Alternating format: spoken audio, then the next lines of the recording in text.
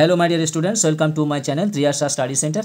Friends, তোমরা যারা একাদশ শ্রেণীতে পড়ছো এবং তোমাদের যাদের ইতিহাস সাবজেক্টটি আছে, আজকের তোমাদের ইতিহাসের প্রথম অধ্যায় থেকে প্রথম পর্ব অর্থাৎ প্রথম পর্বের মধ্যে আছে 29টি প্রশ্ন আমি তোমাদের প্রথম পর্বের জন্য পাঠাচ্ছি।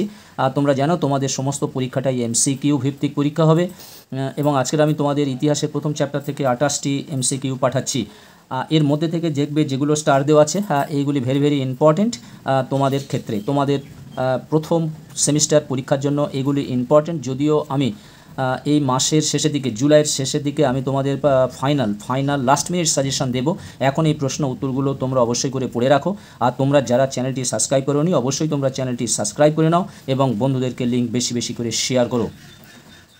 এসো আমরা প্রথম পর্ব যে 28টি প্রশ্ন আছে, এই 28টি প্রশ্ন পড়ে নিই তোমাদের প্রথম অধ্যায় থেকে।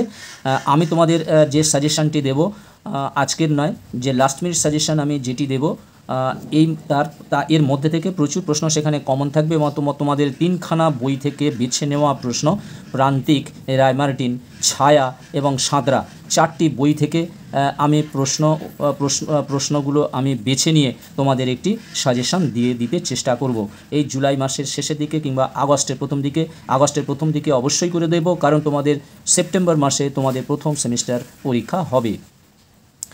এসো একের দাগের প্রশ্ন, মানব সভ্যতার ইতিহাসকে কটি ভাগে ভাগ করা যায়? 2টি, 3টি, 4টি, 5টি? অ্যান্সার হবে 3টি। আর যে কথা বলা দরকার, তোমাদের যে এই রকম একটা 4টে করে রাউন্ড দেবে এবং তার জন্য একটা আলাদা একটা সিট দেবে, যেটাকে আমরা বলি OMR সিট। এই যে OMR সিটের তোমাদের নাম, রোল নাম্বার লিখতে হবে এবং দাগ নাম্বার দিয়ে 4টে করে এরকম বৃত্তাকার থাকবে। যে উত্তরটি ঠিক, সেই বৃত্তাকারটি তোমাদের এরকমভাবে পূরণ করতে হবে। 2 দাগে দেখো, লিপির ব্যবহার শুরু হয় কোন যুগে? প্রাচীন যুগে, মধ্যযুগে, নব্যযুগে, আধুনিক যুগে? প্রাচীন যুগে। প্রাচীন যুগকে কয় ভাগে ভাগ করা যায়? 3 ভাগে ভাগ করা যায়। 2 ভাগে, 3 ভাগে, 4 ভাগে, 5 ভাগে? অ্যান্সার হবে 3 ভাগে ভাগ করা যায়, অপশান বি। 4 দাগের প্রশ্ন, প্রাক ইতিহাস কথাটির অর্থ হলো যখন ইতিহাস রচনার লিখিত বিবরণ পাওয়া গেছে। যখন ইতিহাস রচনার লিখিত বিবরণ নিয়ে আলোচনা চলছে। যখন ইতিহাস রচনার লিখিত বিবরণ পুঁথি আকারে তৈরি হয়েছে। যখন ইতিহাস রচনার লিখিত বিবরণ পাওয়া যায়নি। এই অ্যান্সারটি হবে যখন ইতিহাস রচনার লিখিত বিবরণ পাওয়া যায়নি। 5 দাগের প্রশ্ন, প্রাক ঐতিহাসিক যুগ বলতে বোঝায় যে সময় লিপি ও অক্ষরের ব্যবহার শুরু হয়, যে সময় লিপি ও অক্ষরের ব্যবহার জানতো না, যে সময় লিপি ও অক্ষর নিয়ে গবেষণা চলছে, যে সময় লিপি ও অক্ষর সবেমাত্র আবিষ্কৃত হয়েছে। তাহলে এখানে দেখো অপশান বি এর যে সময় লিপি ও অক্ষরের ব্যবহার জানতো না। 6 দাগের প্রশ্ন দেখো, 5-6 দাগের স্টার দেওয়া আছে, অতএব এই প্রশ্নগুলি তোমাদের কাছে ইম্পর্টেন্ট হবে এবং পরীক্ষায় আসতে পারে। সভ্যতার উষাকাল নামে অভিহিত করা হয় যে যুগকে, অর্থাৎ সভ্যতার উষাকাল কোন যুগকে বলা হয়? প্রায় ঐতিহাসিক যুগকে, প্রাক ঐতিহাসিক যুগকে, মধ্যযুগকে, আধুনিক যুগকে? অ্যান্সার হবে প্রাক ঐতিহাসিক যুগকে, অর্থাৎ অপশান বি। পল তুর্নাল ছিলেন একজন গ্রিক পুরাতত্ত্ববিদ, একজন ফরাসি প্রত্নতত্ত্ববিদ, একজন নৃতত্ত্ববিদ, একজন ফরাসি পুরাতত্ত্ববিদ? অ্যান্সার হবে একজন ফরাসি প্রত্নতত্ত্ববিদ, অর্থাৎ অপশান বি। প্রাক ইতিহাসকে ফরাসি ভাষায় বলা হয় প্রিহিস্টোরিকুই? অ্যান্সার হবে অপশান ডি, প্রিহিস্টোরিকুই। স্যার ড্যানিয়েল উইলসন ছিলেন একজন প্রত্নতত্ত্ববিদ, ঐতিহাসিক, পুরাতত্ত্ববিদ, নৃতত্ত্ববিদ? অ্যান্সার হবে পুরাতত্ত্ববিদ, অপশান সি। 10 দাগের প্রশ্ন, the archaeology and prehistoric annals of Scotland গ্রন্থটি কে রচনা করেন? Sir Daniel Wilson, Paul Tournal, MC Burkitt, Rakhal Das Bandyopadhyay? Answer হবে স্যার ড্যানিয়েল উইলসন, অর্থাৎ অপশান এ। 11 দাগের প্রশ্ন, সর্বপ্রথম প্রিহিস্টোরিক শব্দটি প্রথম কে ব্যবহার করেন? MC Burkitt, Paul Tournal, Rameshchandra Majumdar, sir Daniel Wilson? Answer হবে option D, sir Daniel Wilson. তারপরে দেখো, the old stone age a study of palaeolithic times গ্রন্থটি কে রচনা করেন? Paul Tournal, Daniel Wilson, doctor Ranajit Guha, MC Burkitt? Answer হবে option D, MC Burkitt. Mehrgarh সভ্যতার সময়কাল কত? খ্রিস্টপূর্ব 6000 অব্দ থেকে 2000 অব্দ, খ্রিস্টপূর্ব 7000 অব্দ থেকে 2600 অব্দ, 6000 অব্দ থেকে 2600 অব্দ, 6500 অব্দ থেকে 2500 অব্দ? অ্যান্সার হবে অপশান বি, খ্রিস্টপূর্ব 7000 অব্দ থেকে 2600 অব্দ। আর 14 দাগের প্রশ্ন, মেহেরগড় সভ্যতা কোন সময়কালের সভ্যতা? প্রাগৈতিহাসিক যুগের, প্রায় ঐতিহাসিক যুগের, ঐতিহাসিক যুগের এবং মধ্যযুগের। অ্যান্সার হবে প্রাগৈতিহাসিক যুগের, প্রাগৈতিহাসিক যুগের, অপশান এ। বন্ধুরা এবার আমি শুধু অ্যান্সার যে অপশানটা অ্যান্সার দেওয়া আছে আমি শুধু সেটাই পড়ে যাচ্ছি, কারণ ভিডিওটি অনেক বড় হয়ে যাবে। 29টি প্রশ্ন আছে। 15 দাগের প্রশ্ন, হরপ্পা সভ্যতার কোন সময়কালের সভ্যতা? এটিও প্রাগ ঐতিহাসিক যুগের সভ্যতা। প্রাগ লিপি সংস্কৃতির যুগ বলা হয় কোন যুগকে?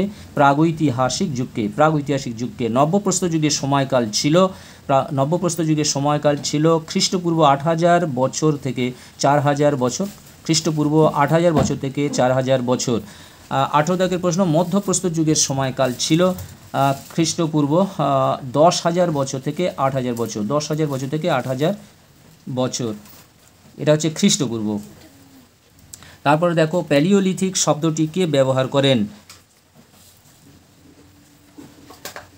অ্যান্সার হবে জন লুবক, অর্থাৎ অপশান ডি, জন লুবক। 20 দাগের প্রশ্ন, 1863 খ্রিস্টাব্দে সর্বপ্রথম অস্ত্র হিসাবে হাতকুঠারের খোঁজ পান? অ্যান্সার হবে পল্লভরণ, অ্যান্সার হবে পল্লভরণ।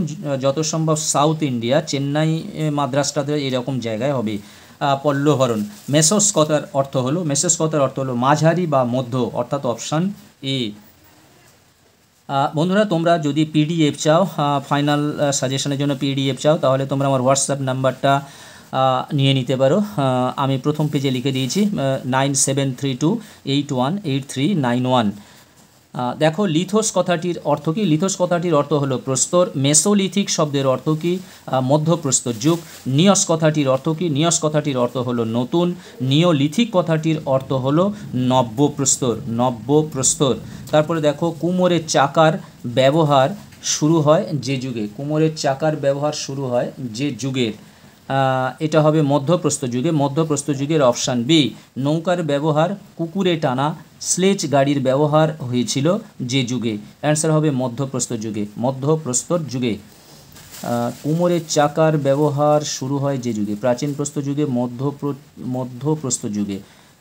আচ্ছা, এটাও মধ্যপ্রস্তর যুগে। আচ্ছা, প্রায় ইতিহাস কথার অর্থ কী? প্রায় ইতিহাস কথার অর্থ হলো লিখিত উপাদান পাঠোদ্ধার করা যায়নি। যে সময়ে লিখিত উপাদান পাঠোদ্ধার করা যায়নি সেটাই হলো প্রায় ইতিহাস কথার অর্থ। সিন্ধুলিপি হলো যে সময়কালে, সিন্ধুলিপি হলো প্রায় ইতিহাস যুগের, সিন্ধুলিপি আবিষ্কৃত হয়েছে প্রায় ইতিহাস যুগের। বন্ধুরা আজকের মতো ভিডিওটি এখানে শেষ করলাম। তোমরা যারা চ্যানেলটি সাবস্ক্রাইব করোনি অবশ্যই তোমরা চ্যানেলটি সাবস্ক্রাইব করে নাও, বন্ধুদেরকে লিঙ্ক বেশি বেশি করে শেয়ার করো। এখন তোমরা এমসিকিউ প্রশ্ন উত্তর কিছু কিছু দেখতে থাকো, তারপর আমি জুলাইয়ের শেষের দিকে তোমাদের লাস্ট মিনিট সাজেশন যাবে, একেবারে পুরো বইটার লাস্ট মিনিট সাজেশন আমি তোমাদেরকে দিয়ে দেবো। বাংলা, ইংরাজি, ইতিহাস, ভূগোল, এডুকেশন, রাষ্ট্রবিজ্ঞান ইত্যাদি সমস্ত সাবজেক্টগুলি।